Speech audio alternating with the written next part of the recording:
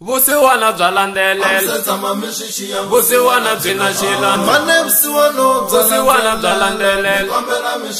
vusiwana byi na xilanda vusiwana bya landzelela vusiwana byi na xilanda vusiwana bya landzelela vusiwana byi na xilanda.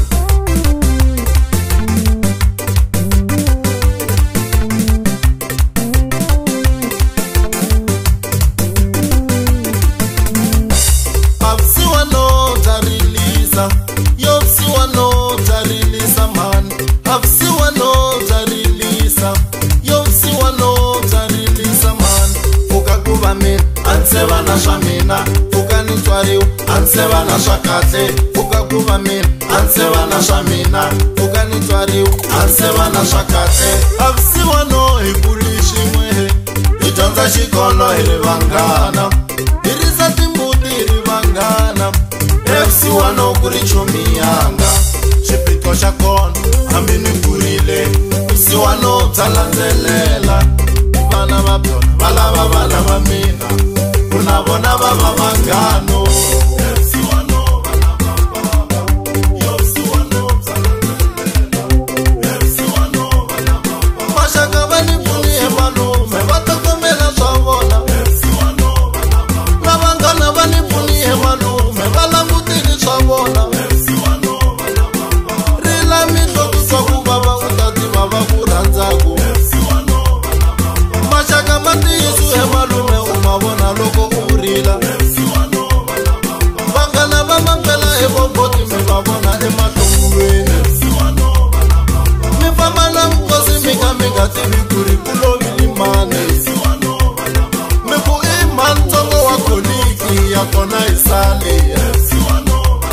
Mara graduation ya mungana mitsandeka ku attenda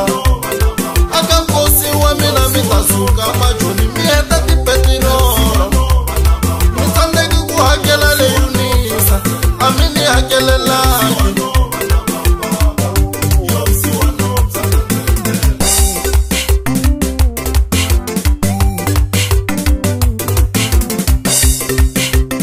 vusiwana bya landzelela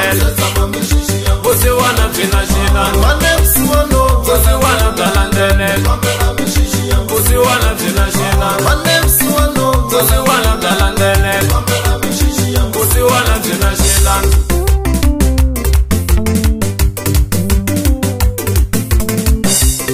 Na swo tala mihleketweni mara swi nga pasi handle ka mali milorho ya mina se ya nyamalala na ku tshemba ka mina ku hela ku vila mbilu ya mina yi helele hi ntsako moya wa mina wu hava kurhula mi ake na khumbi ra ku sivela mambalo se vona ni ri siva ntsako ku vilela swi susi maxangu naswona swi tiva ntsako.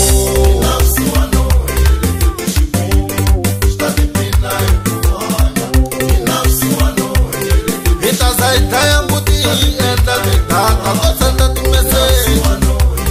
hi ta za hi xava fole hi endla na Wi-Fi yo senda timeseji hi sendela nyana vakokwani va le hansi va kota ku hlamula maxaka hi na wa vakokwani va yimerile kule munghana wa mina ko va one i xivoni xa mina xi vona xi ni nyenyi vopavo xa kota ku seketela loko ni rila mina ni yimile xivonini xivoni xa cisendela loko no hlengelela ni nga yini na xona xa hlengelela.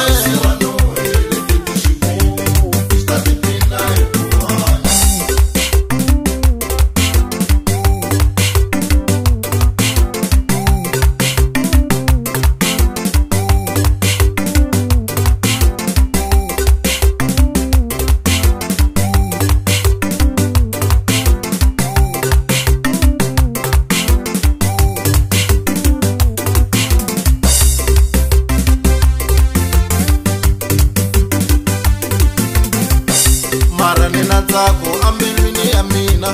loko xa munhu a ni yivi se vanhu van'wani i swisiwana swa vona i mali ntsena se vanhu van'wani va hluphekile va nga na swona i mali ntseno.